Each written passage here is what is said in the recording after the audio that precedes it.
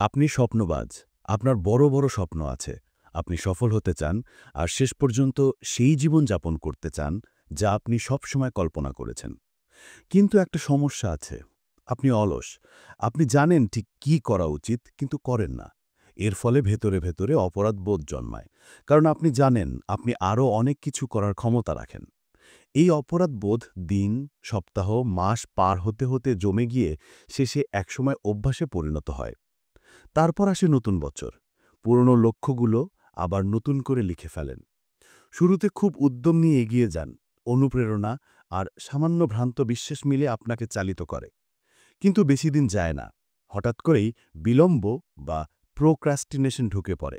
যেমন সেই আত্মীয় যাকে কেউ ডাকেনি, তবুও এসে হাজির হয়।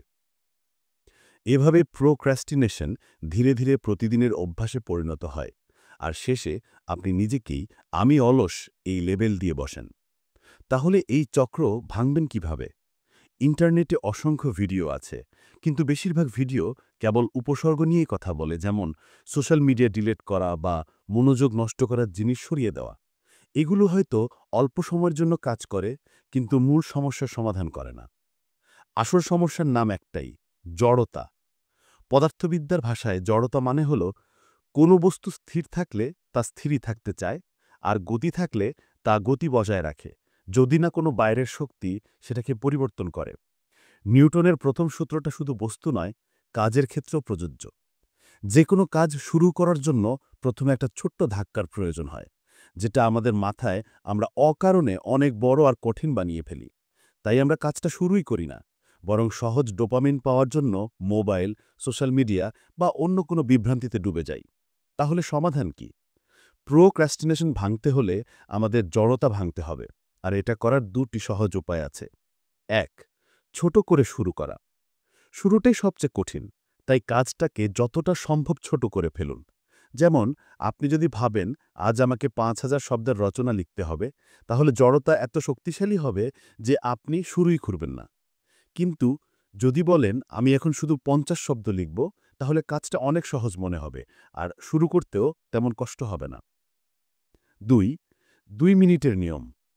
যদি কাজ করার ইচ্ছে না থাকে, নিজেকে বলুন শুধু ২ মিনিট কাজ করব, তারপর চাইলে থেমে যাব।